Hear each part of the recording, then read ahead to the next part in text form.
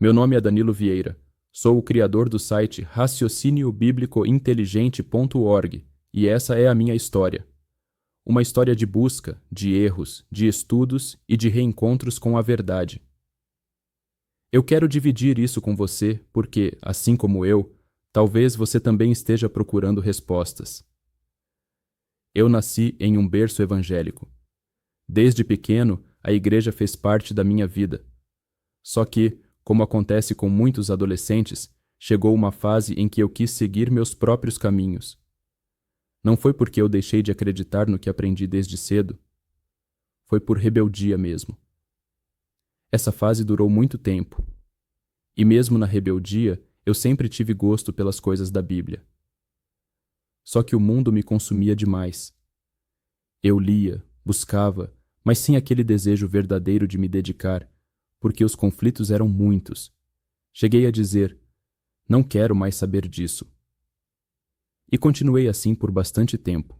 Meu pai sempre me instruiu a leitura. Ele sempre dizia que a base da fé era a Bíblia, e isso ficou comigo. Em um certo momento, ele chegou a estudar com um grupo que pensava de forma diferente do comum, e eu também estudei com eles por um curto tempo. Mas foi pouco, e logo depois veio a rebeldia. Eu parei, deixei tudo de lado. Só que a semente já estava lá. Mais tarde, quando comecei a estudar por conta própria, minha ideia não era mudar de crença. Pelo contrário, eu queria provar as minhas crenças tradicionais, aquelas que aprendi desde pequeno. Eu queria ter certeza de que eram corretas. Mas por mais que eu me esforçasse, eu não conseguia provar. Faltava lógica, faltava coerência. E quanto mais eu estudava, mais eu via que aquilo que eu estava descobrindo batia justamente com o que aquele grupo ensinava. Então não foi porque eles me convenceram. Foi porque, tentando provar o que eu já acreditava, acabei me deparando com verdades que me levaram novamente até eles. E aí veio o meu estalo de consciência. Não foi por emoção. Foi por estudo e também por muitas experiências da vida. Muitos erros, muitas coisas erradas que eu fiz me fizeram refletir bastante. E o estudo, aliado a tudo isso, me deu uma base muito mais sólida para entender o que eu acreditava de verdade. Nesse tempo, algo me incomodava muito. Eu via muita gente indo às igrejas sem leitura, sem base, vivendo só de emoção.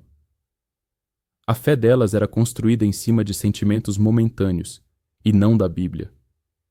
Eu via pessoas se batizando e logo em seguida se afastando porque nunca tiveram fundamento. Era por emoção. Se você perguntasse quais são os pilares da sua fé, elas não sabiam responder. Isso era estranho para mim. Eu via a fé se transformando em palestras de coach, em shows de motivação. Outra coisa que me fazia refletir era ver pessoas mostrando espiritualidade mais para fora do que para dentro. Eu via muitas fotos e vídeos com mãos levantadas, gente orando, gente posando com a Bíblia na mão. Mas muitas vezes não havia uma mensagem por trás, não havia ensino, não havia base. E aí eu me perguntava, será que é isso que realmente chama as pessoas para a verdade? Não falo isso para julgar, mas como uma reflexão que eu tinha dentro de mim. Porque a fé não é para ser exibida como um gesto vazio, mas para transformar de dentro para fora. Mostrar espiritualidade pode até inspirar por um momento, mas se não houver conteúdo, se não houver verdade e fundamento, aquilo se perde. O que realmente atrai não é a imagem, é a mensagem. E a Bíblia sempre deu mais valor à mensagem do que ao mensageiro. E eu também ouvia muitas pregações tirando o texto do contexto, como se Deus rejeitasse o sábio só pelo fato de ele ser inteligente. Como se a pessoa não precisasse de inteligência para estudar a própria Bíblia. Era como se dissessem, se ele é sábio, então não é de Deus. E isso me incomodava, porque a própria Escritura mostra que a sabedoria, quando usada corretamente, é uma bênção. Mas parecia que ser racional era quase um pecado. Foi aí que comecei a confrontar esses pensamentos. E nesse processo eu percebi que não era só coisa da minha cabeça. Outras pessoas também pensavam assim. Comecei a estudar figuras da história, como Isaac Newton, que também buscava entender as coisas de forma lógica e bíblica. Aí percebi, isso não é loucura minha. Faz sentido. Faz sentido para pessoas que mudaram o mundo. Então aquilo que estava crescendo dentro de mim não era um devaneio, mas uma busca real por coerência. E todo esse estudo acabou me levando a reencontrar aquele grupo que eu já tinha conhecido lá atrás. Mas existe um preconceito enorme contra eles. Desde pequeno, eu ouvia pessoas falando mal, sem nem saber do que se tratava. E eu preciso ser justo. Muita gente pensa que foi o grupo que me influenciou. Mas não foi. Foi o contrário. A verdade que encontrei nos estudos me levou até eles. Primeiro eu estudei, questionei, busquei respostas. E só depois percebi que o que eu tinha descoberto sozinho já fazia parte daquilo que eles ensinavam. Então não foi influência deles. Foi a própria verdade que me levou até eles. E nesse caminho eu percebi uma coisa. Se eu perguntasse para qualquer pessoa, ela sempre ia puxar a sardinha para o lado em que acreditava. Isso é natural. Ninguém é totalmente imparcial. Eu precisava de algo neutro, que não fosse uma pessoa que não tivesse interesse em me convencer de nada. Foi aí que encontrei a inteligência artificial.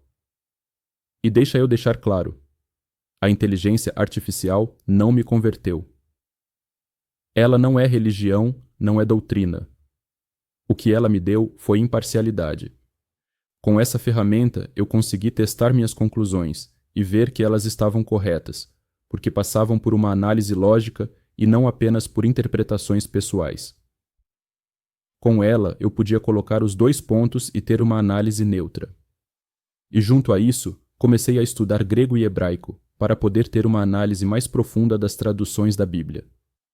Porque quanto mais você entende as raízes do texto, mais percebe a diferença entre tradição humana e a mensagem original. Depois que comecei a aceitar a verdade, as coisas foram clareando. A verdade foi se abrindo, foi me libertando. E aí nasce aquela vontade de compartilhar com as pessoas. Só que, com mais maturidade e lembrando dos erros do passado, você aprende a não passar do ponto. Foi aí que resolvi criar um site. Já faz 8 meses que ele está no ar, e se tornou uma forma de reunir os assuntos que eu vinha estudando, colocando ali reflexões e análises feitas também com a ajuda da inteligência artificial. Eu criei o site com o intuito de mostrar a mensagem. Mostrar o que eu aprendo, compartilhar tudo isso, e o foco sempre ser o texto, a mensagem. É por isso que eu não mostro a minha cara, apesar de pessoas me conhecerem. Porque o foco não é a pessoa que fala, mas sim a mensagem. Por isso também não coloco imagens chamativas ou músicas emocionais. O conteúdo é puro, direto. O objetivo é que as pessoas reflitam pela mensagem em si, sem serem levadas por emoção, mas por entendimento. Quem quiser assistir até o final vai ser pela mensagem, e não por um recurso externo que mexa apenas com o sentimento. E claro, no fundo a gente sempre tem o desejo de que aqueles que amamos também enxerguem. Às vezes dá a impressão de que nem deram atenção, porque nunca comentaram nada. Talvez seja só uma percepção minha, mas me faz pensar assim. Para mim, falar de Deus é algo tão vivo, tão natural, que parece quase impossível não compartilhar. É como um alimento diário. A gente se dedica todos os dias, estudando, confrontando ideias, buscando ser o mais imparcial possível. Não é algo que você lê uma vez e pronto. É constante, é vivo. E é aí que dá uma certa tristeza.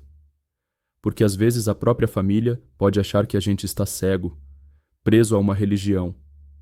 Mas não conhecem a base que temos, nem a dedicação diária que existe por trás. E no fundo, a gente só queria que eles também pudessem sentir essa liberdade que a verdade traz. Porque pode ser que eles pensem que somos nós que estamos presos.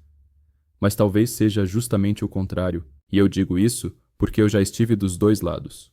Eu já estive no lado das crenças tradicionais deles, mas eles nunca estiveram do lado de questionar, de analisar sem preconceito, de realmente buscar a lógica.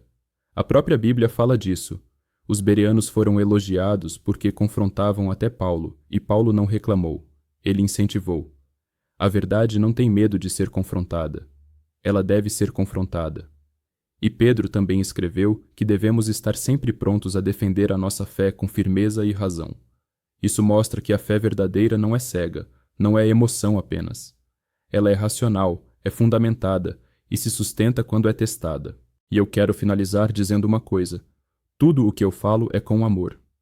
Não é para me colocar como dono da verdade. Eu gosto de mostrar, mas o que eu mais queria é que cada pessoa descobrisse por si própria, que pesquisasse, que fosse a fundo, que colocasse à prova aquilo em que acredita. Porque o natural é a gente estudar querendo confirmar o que já acredita. Mas o ideal é o contrário, estudar tentando invalidar a própria crença. Porque se for a verdade, ela não vai cair. A verdade não tem medo de ser testada. E é isso. Não se trata de acreditar no que eu acredito. Se trata de buscar a verdade. Porque a própria Bíblia diz que buscar a sabedoria é como caçar um tesouro escondido.